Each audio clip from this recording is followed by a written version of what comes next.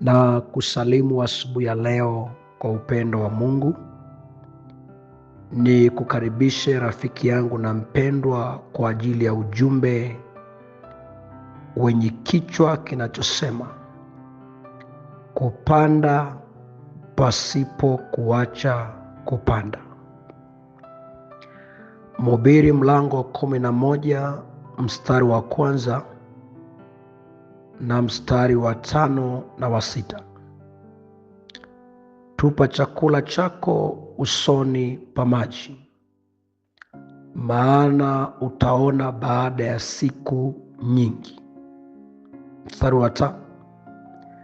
Kama vile wewe usipojua njia ya upepo ni ipi, wala jinsi mifupa iungavinavyo tumboni mwake mjamzito, kadhalika hujui kazi ya Mungu aifanyaye mambo yote.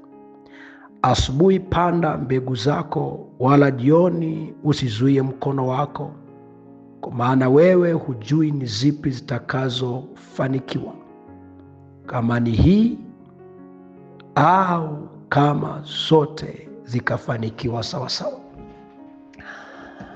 Asubuhi ya leo ningetamani Mungu akufundishe kitu ndani ya ujumbe huu.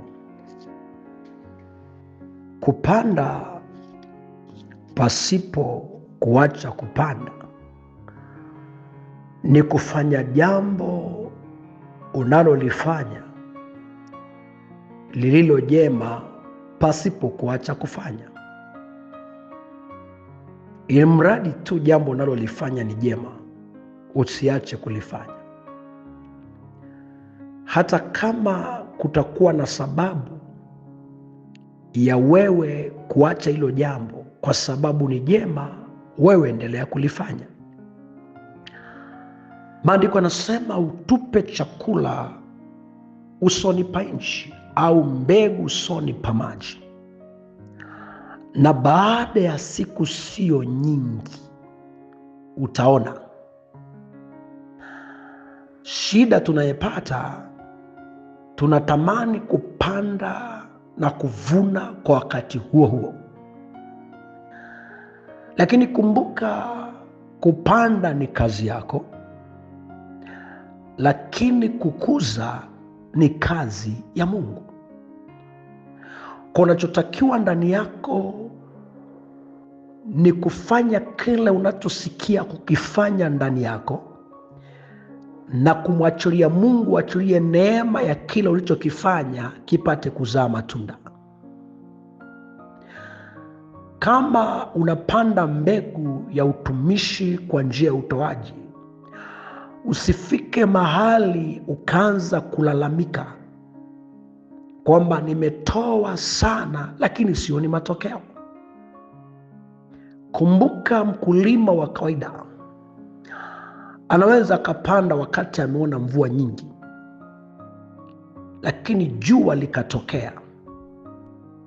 Anaweza akapata matokeo mazuri ama mabaya, lakini haimzuii mwaka mwingine kupanda.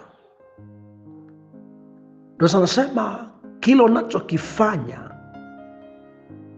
kinachomtukuza Mungu,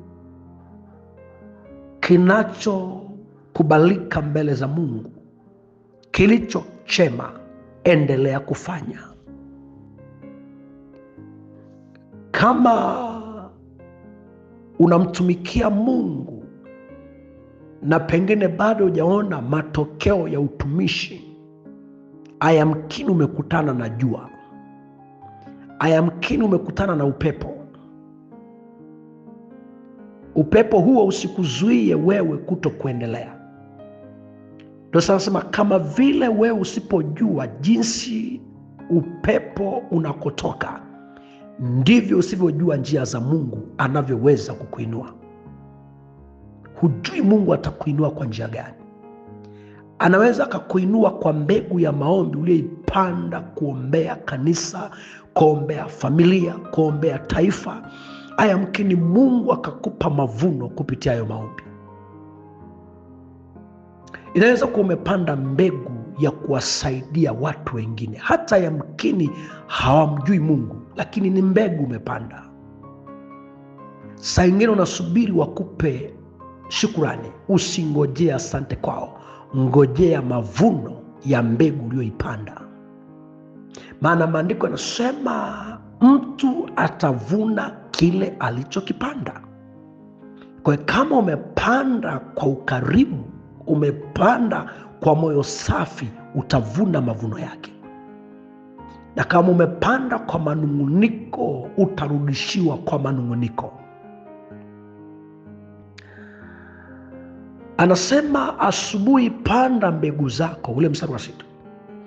Wala jioni usizuie mkono wako, kwa maana wewe hujui ni zipi zitakazofanikiwa, kama ni zile za asubuhi ama ni za jioni, au zikafanikiwa zote sawasawa.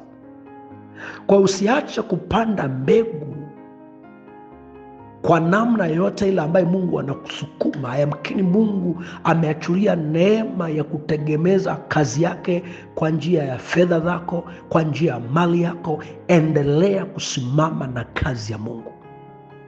Saa ingine Mungu ameweka neema ya kuwaombea watumishi, endelea kuwaombea. Yamkini unasubiri watumishi pengine wakujali ama wakupe pongezi. No, wewe endelea kupanda mbegu zako. Katika Zaburi mlango wa 126 ule mstari wa 5 na wa 6, anasema wapandao kwa machozi watavuna kwa kelele za furaha.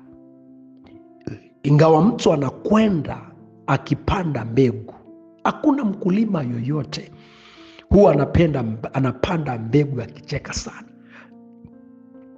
Huwa anapanda lakini amegharamika kupanda. Anafukia kwenye ardhi akisubiri Mungu afanye jambo, ile mbegu ichipue na ikuzike na siku moja avune. Ndio anasema ingawa mtu anakwenda zake akilia, achukuapo mbegu kwenda kuzipanda, hakika atarudi kwa kelele za furaha siku anapovuna. Nataka niseme mpendwa, asubuhi ya leo, mbegu yoyote unayepanda juu ya watoto watu wengine, saa ingine unasaidia watoto yatima, ama kuna mambo unayafanya ambaye kwako ni mbegu, usichoke kusubiri. Maandiko yanasema kwenye Wagalatia, tutavuna tusipozimia moyo. Kwa wakati unakata tamaa kupanda, ukisema nimepanda kwa muda mrefu sina nilichopokea, wakati unapozimia ndiko mbegu zako zinavyotoa mavuno. Alafu mbegu zinatoa mavuno, wewe ambao umepanda umeshazimia nafsi. Nataka nikuambie mpendwa, asubuhi ya leo, usichoke kupanda. Usichoke kufanya kile unachokifanya kitakachokuletea maendeleo kwenye maisha yako, kwa sababu yuko Mungu atiaye nguvu mbegu yako ipate kuchipua. Mungu akuinue. Na tuombe. Baba, kwa jina la Yesu, msaidie mtoto wako huyu, ili kile anachokifanya kwa sababu ya maisha yake ikapate kufanikiwa. Asifike mahali aseme nimefanya hiki, nimeshindwa na sitafanya tena. Mungu mpe neema ya kusubiri mavuno yake. Kwa jina la Yesu Kristo nimeomba, amen. Ni rafiki yako Mwalimu Bishop Daniel Mathew